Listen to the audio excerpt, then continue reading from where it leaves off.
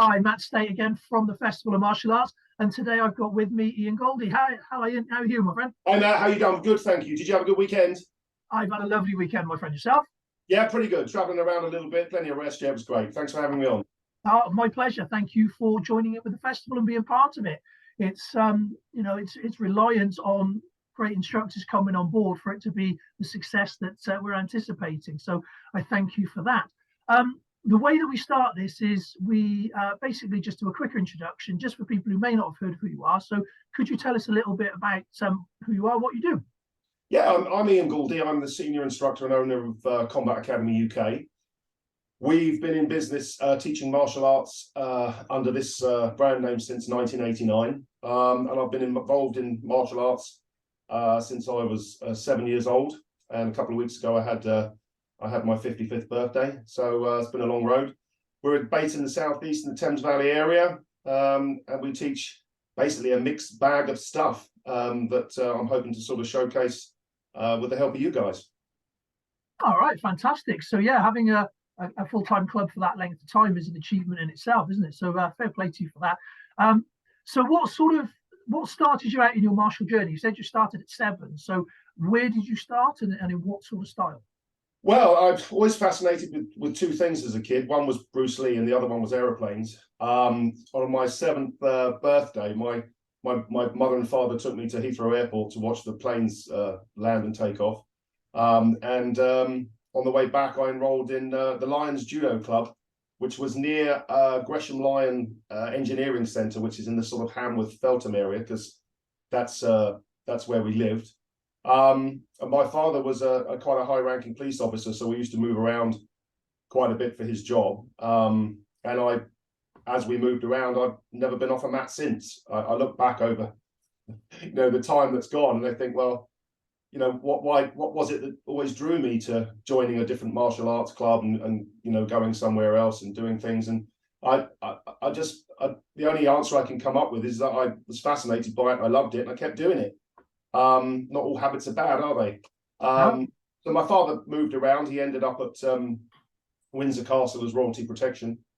But from his days in Home Beat officer in Hounslow to royalty protection at Windsor Castle, everyone always asks you that, don't they, on podcasts and chats? They say, tell us about your history. And mine's this sort of eclectic mix of doing things, not necessarily for short periods of time, but some of them were. But I've had a fantastic journey. I've done some Taekwondo. I've done predominantly, I'd say 60% of my history is Japanese-based jiu-jitsu. But I've tried a bit of everything. I was very lucky in my father's connections. I actually learned from a non-commissioned Gurkha officer who was obviously skilled in kukri and Taekwondo. But he had a CLAT background. So I learned from him as a non-commissioned officer for a couple of years as well. And I was very fortunate to get a kukri knife from him, which is one of my prized possessions, in fact. And so a really sort of mixed bag, really. Yeah, no, absolutely. So the journey itself, then, as you say, has been eclectic. That's obviously reflected in the name of your club and what it is that you offer. So does that fall under a specific banner, or do you like the fact that it's sort of, you can't really put a label on it? Well, yeah, see, that's it, isn't it? I mean, we do sort of term our classes, our technical classes, as jiu-jitsu, but that may not be popular with the absolute purists, and that's fine. But I mean, even just in the last week that I've done, I was teaching some CLAT in one class, some Japanese jiu-jitsu in another, some kickboxing, some blade work. And I've always found a teacher. In fact, I'm still learning now. I'm still enrolled as a student after all these years.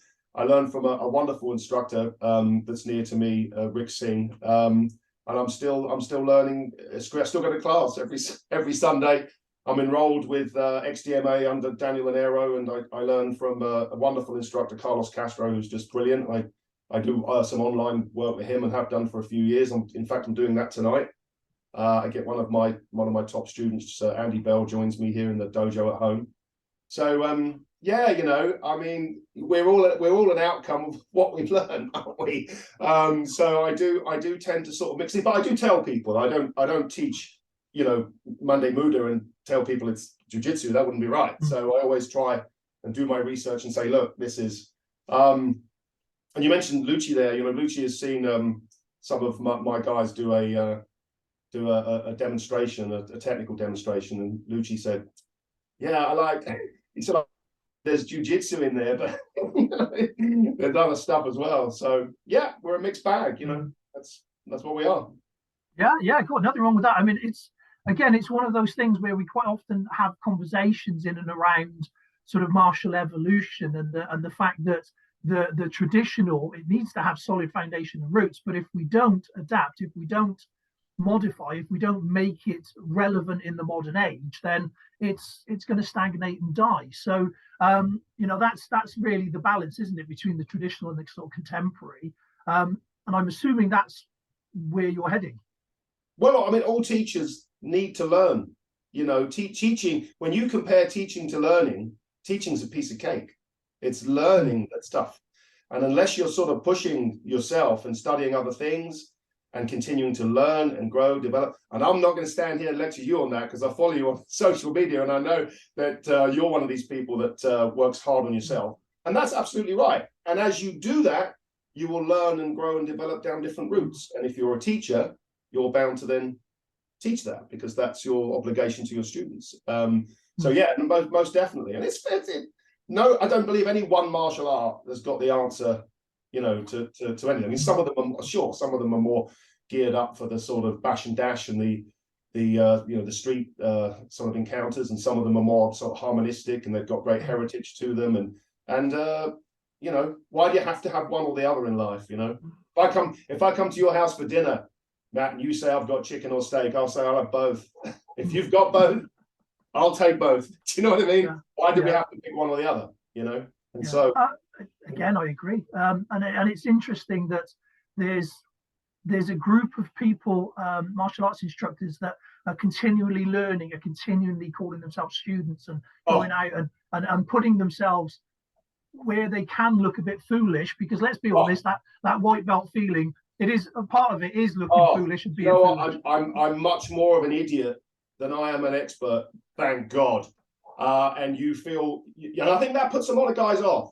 Yeah. Because before you go on to a learning process, you become childlike again. I think the Japanese Shoshin, you know, the mindset, you become childlike again. And a lot of people don't want to do that because they're not prepared to put themselves in vulnerable positions. But no, it's crucially important that you do, because unless you're, you know, pushing, reaching, stretching for something in your life, you know, I believe spiritually you're dying. You know, you've got to keep moving. And I've always done that. Before I'm a teacher, I'm most definitely a student. You know, that's how I see it. And I'm going to keep it like that because there's great dividend that comes from that, you know. Yeah. There was a phrase that I heard many years ago and it stuck, which is always a student, sometimes a teacher. And that's that's I think a really great way of looking at it. But that brings us on to the festival itself, because one of the criticisms that I hear from people sometimes about events, and I've seen it myself, is that, you know, you'll go to a multidiscipline event and the instructors will teach their particular thing, but then they won't engage with anything else. They won't get on the mats, they won't get involved, they won't, you know, whether it's frightened of looking a bit silly or whether it's frightened of losing whatever gravitas and respect they think they hold.